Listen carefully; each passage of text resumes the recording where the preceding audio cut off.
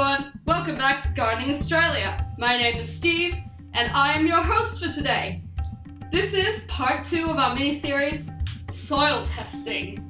Today we're going to be doing 3 soil tests. We're going to be doing a slaking test, a texture test, and a salinity test with my good old friend, the EC meter.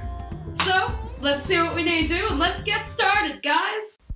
Let's begin by doing our soil slaking test. To begin your slaking test, take a sample of surface soil and a sample of subsoil from your site. Be sure not to mix the samples together as we want to analyse them separately. Grab 3 pea-sized aggregates from each sample and put them in a shallow petri dish.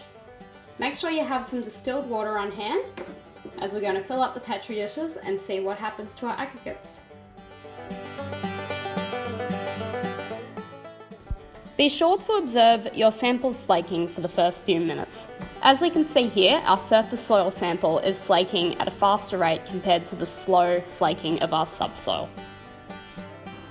After a couple of hours, come back to view your soil samples and assess their slaking.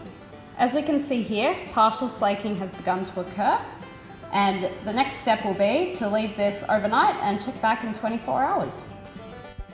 It's been over 24 hours and we're going to look at our slaking samples again. So, when we look closely at the sample, we can see there's some moderate dispersion and there's also some low to moderate cloudiness and milkiness about the sample. Therefore, when looking at our dispersion scale and slaking scale, I would put dispersion score as score 1 and I'll put our slaking scale as a slaking score 2. Slaking allows us to identify problem soils, but since our sample has low dispersion and has a slaking score of 2, no action is really necessary to improve our soil structure, and it is overall a very stable soil. In order to perform our soil texture test, we'll be following this chart. We are now going to do our soil texture test and get our hands nice and dirty. Begin by getting a small amount of your soil sample and placing it in your hand. If you need to, add a small amount of water to help manipulate the soil sample. Begin to try and roll the sample into a coherent ball.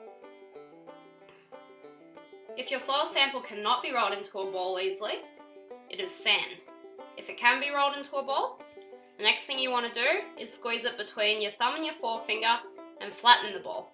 If it collapses, your soil sample is sandy loam. If it flattens, like this sample here, then we continue on and try to roll this into a cylinder. As you can see, we've been able to roll it into a cylinder. What we want to do next is try and form this cylinder into a horseshoe without the sample cracking.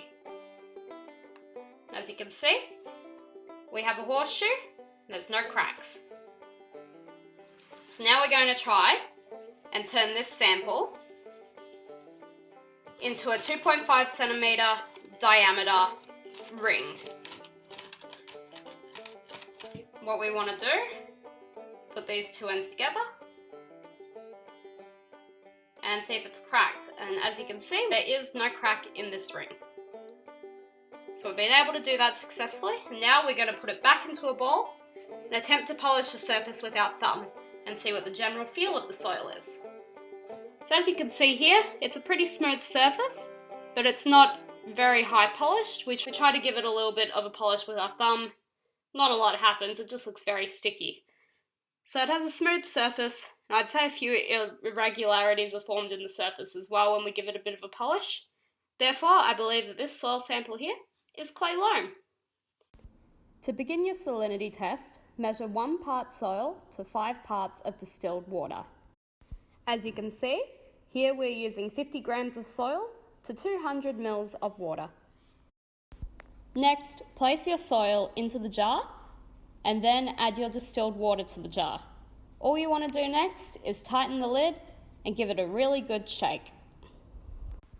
After allowing the sample to settle, grab your TDS and EC meter, switch it on and place it in the jar. Once you've got your reading, record it and then take the EC meter out of the jar. Now it's time to go over the salinity test results. How did we conduct this test? Well, firstly, we used a TDS and EC meter to conduct this test.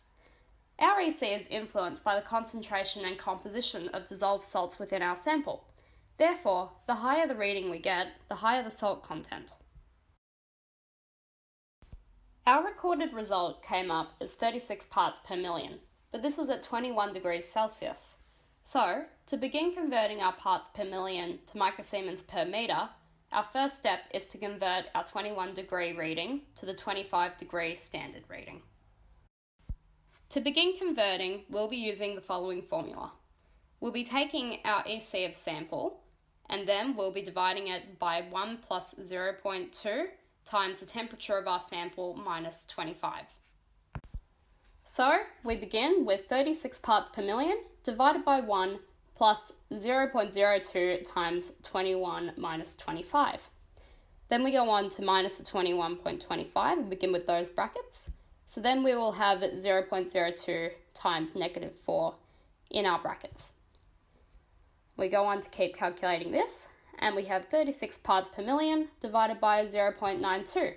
And that comes to a total of 39.13 parts per million at our standard 25 degrees Celsius reading.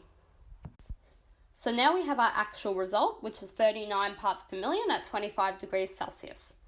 So to continue converting parts per million to microsiemens per metre, we are next going to find our microsiemens per metre from our actual ppm.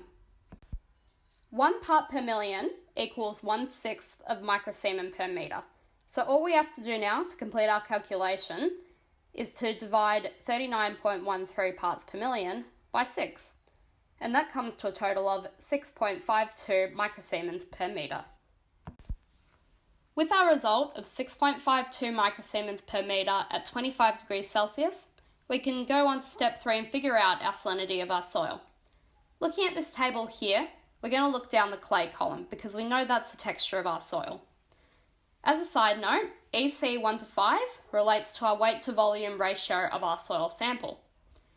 Our result falls in the 0 to 25 category of this column. Therefore, our soil is non-saline. All conversions and information was resourced from the Department of Primary Industries and Regional Development by the Government of Western Australia. If you would like to follow the link below, you can go to their page and find more information on soil salinity. It's been over 24 hours and we're going to look at our slaking samples again. So,